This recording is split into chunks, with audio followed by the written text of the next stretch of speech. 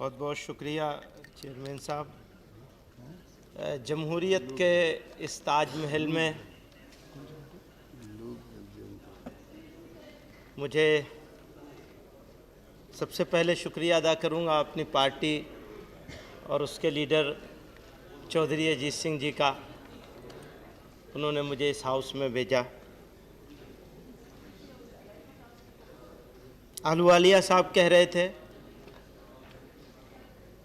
तो मुझे फ़ख्र है इस बात पर कि मेरा ताल्लुक़ उस ख़ानदान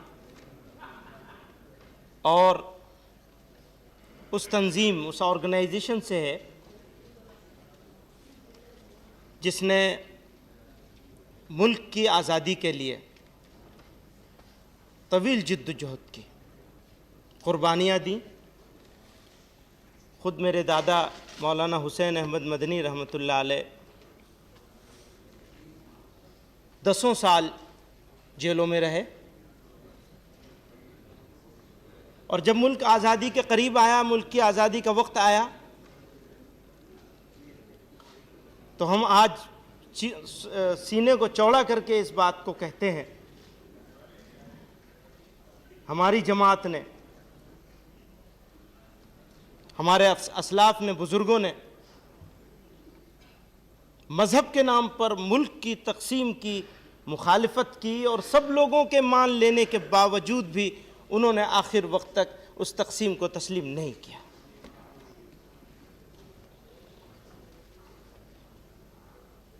हमें इस बात पर फ़ख्र है, गर्व है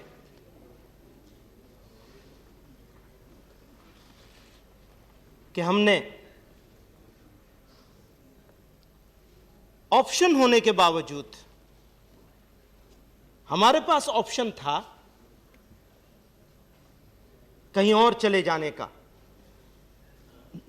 हमने उस ऑप्शन को मंजूर नहीं किया और इसी गली की हैं खाक से,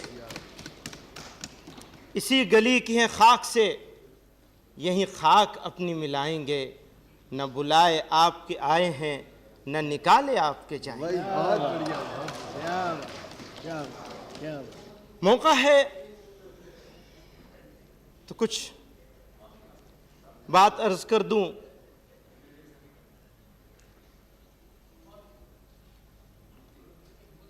जिस कौम से मैं बिलोंग करता हूं वो हिंदुस्तान की सेकंड लार्जेस्ट मेजॉरिटी है,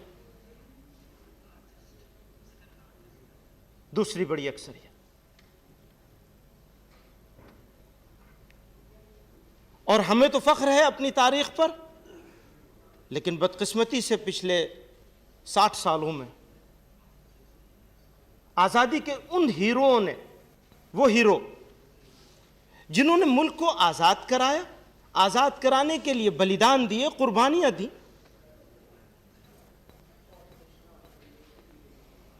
और एक सही दिशा देने की कोशिश की, देश को सही रास्ता दिखाने की कोशिश की, जो मजहब से ऊपर उठकर इंसानियत के नाम पर काम करने की कोशिश की, बदकिस्मती से उन हीरो लोगों को जिनसे आज की नौजवान पीढ़ी को सबक मिल सकता था, उन्हें नजरअंदाज कर दिया गया, तारीख से भी उखाड़ के फेंक दिया गया, नोच करके।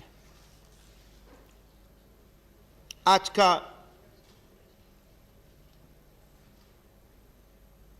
मैंने पहले भी इस बात को कहा है, आज फिर कह रहा हूं,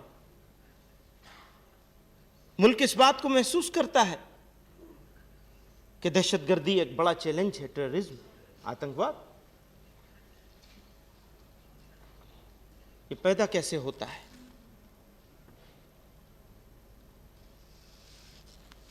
चेयरमैन साहब, मैं अर्ज करना चाहता हूं, आपकी तवज्जो चाहूंगा।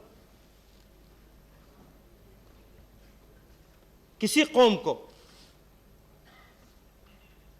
अगर गलत रास्ते पर डालना है तो पहले उसे मायूस करना होगा,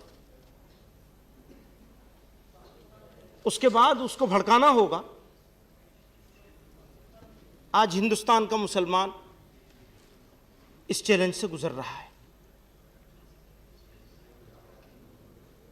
उसको मायूस करने की कोशिश की जा रही है, फिर उसको भड़काने की, इंसाइट करने की कोशिश की जा रही है।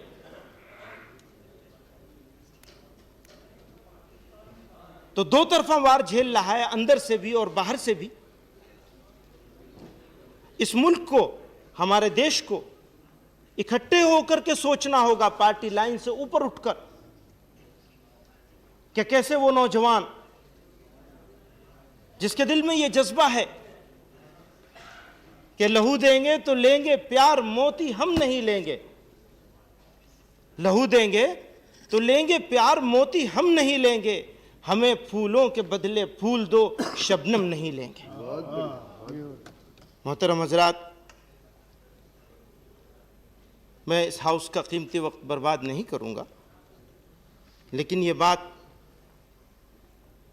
पूरे एतमाद के साथ कह देना चाहता हूं। अपने बुजुर्गों की इस विरासत की हिफाजत की हमने अपनी जमात जमीयत उलमा हिंद की उस तारीख की भी हिफाजत की, और पिछले 4 सालों से टेररिज्म, आतंकवाद के खिलाफ जिस ताकत के साथ हमने लड़ाई लड़ी है, वो आज चाहे महसूस न की जाए, लेकिन जब हिंदुस्तान का इतिहास लिखा जाएगा तो इस बात को लिखा जाएगा कि कौन लोग थे जो खड़े हुए थे बेसर और सामानी के आलम में और आज़ादी की लड़ाई की तरह से इस आतंकवाद के खिलाफ लड़ाई लड़ी थी। इस हाउस का मेंबर रहते हुए हमें यह फ़ख्र है, ये गर्व है, हमने इस लड़ाई को लड़ा। मुझे याद आता है वो वक्त, उसको याद दिलाना मैं अपनी कारनामा नहीं समझता हूं, बल्कि बुजुर्गों की विरासत की हिफाजत समझता हूं। इंडिया टुडे कॉन्क्लेव में परवेज़ मुशर्रफ साहब आए थे और उन्होंने अपनी बहुत सारी बातें करी थी। उन बातों के साथ उन्होंने एक ख़ास तौर से एक चीज़ को मेंशन किया था कि हिंदुस्तान के मुसलमानों के साथ इंसाफ नहीं हो रहा है।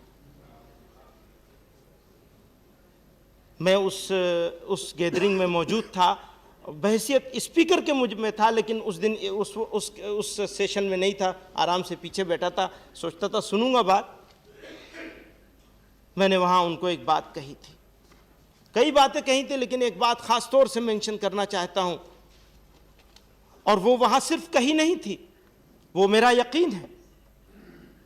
मुझसे मेरे कुछ दोस्त कह रहे थे कि आप लोग टेररिज्म को अपोज कर रहे हैं, इसका मतलब कहीं यह तो नहीं है कि प्रेशर हटाने की टेक्टिक हो? क्या आपका यकीन है इस पर? तो मैं वही बताना चाहता हूं कि मैंने मुशर्रफ साहब से ये बात कही थी कि मुशर्रफ साहब,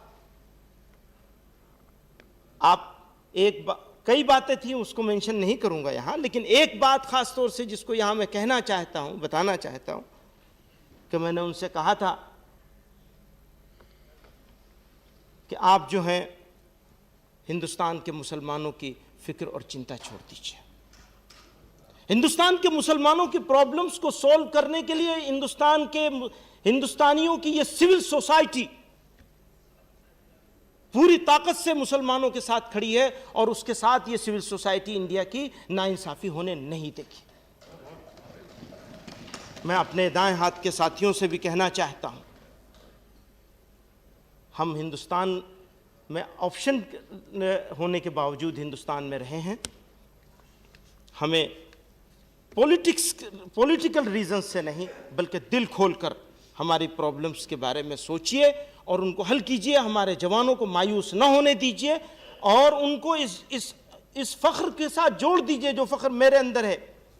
मैं कहा करता हूं इस बात को हर जगह, हर मौके पर, कि मैं जब किसी दुनिया के किसी मुल्क से हिंदुस्तान वापस आता हूं तो मुझे वहाँ की फूलों की मैं वो खुशबू नहीं मिलती जो इस भारत देश की मट्टी में मुझे नसीब होती है। यहाँ की मट्टी में जो खुशबू है, तो यही एहसास सारे हिंदुस्तानियों के दिल में हो और इस एहसास से दूर ना होने दिया जाए, उन्हें करीब किया जाए। तारीख़ में जिन लोगों ने कुर्बानियाँ दी उनको वापस लाया जाए, उनको ज़िंदा किया जाए, ताकि नौजवान देखें कि हाँ हमारे लोगों ने इस देश के लिए कुर्बानी दी, तो उसके अंदर भी कुर्बानी देने का जज्बा हो, न कि लूट के खा लेने का जज्बा हो। ये एक कॉमन बात है। मैं सब हाउस के लोगों का शुक्रिया अदा करूँगा कि मुझे सुना और बर्दाश्त किया। बहुत बड़ी बात है बर्दाश्त कर लेना भी। मैं एयरपोर्ट पे जा रहा था तो एक बच्चा, छोटा सा बच्चा अपनी माँ से कह रहा था, ये माहौल अभी बदल गया है, वैसा नहीं रहा, लेकिन ये 4 साल पुरानी बात है, कह रहा था अपनी माँ से, देखो देखो, वो कभी कभी पगड़ी भी बांध लेता हूँ मैं, सर्दी वर्दी होती है तो देखो देखो बिन लादेन जा रहा है। अभी माहौल तब्दील हुआ है, आगे और तब्दील होगा। हम इस यकीन के साथ कि हमारी अगली जनरेशन्स जब आएंगी तो वो इस मुल्क के साथ में, हमारे इस देश में इंसाफ मिलेगा, उनको मिल चुका होगा पूरी तरह से, चूँकि नौजवान लोग आ रहे हैं और नौजवानों से इस देश को, हम सब लोगों को उम्मीदें हैं। मैं प्राइम मिनिस्टर साहब का भी शुक्रिया अदा करूँगा, ख़ास तौर से इस बात के लिए कि दहशतगर्दी के ख़िलाफ़ जो तहरीक चलाई गई उसमें इनकी सरपरस्ती हासिल रही हमें। और भी सब लोग जो अप्रिशिएट करते रहे वक्तन फ़वक्तन, उन लोगों का शुक्रिया अदा करूँगा। मौलाना असद मदनी साहब मेरे वालिद थे और प्राइम मिनिस्टर साहब का उनके साथ एक रिश्ता था। उस रिश्ते की वजह से इन्होंने भी हमेशा मुझे मोहब्बत दी। उस मोहब्बत के लिए मैं बहुत बहुत इनका शुक्रिया अदा करूँगा। और चेयरमैन साहब, आपका भी ख़ास तौर से, आप भी मेरे वालिद के साथ कुछ देखा है आपने, उनको कुछ काम करते हुए, उस वजह से मुझसे ख़ास मोहब्बत का मामला आपका है। और मैं यकीन रखता हूँ कि आप हज़रात की, सब लोगों की सरपरस्ती मुझे आगे भी हासिल रहेगी। बहुत बहुत शुक्रिया।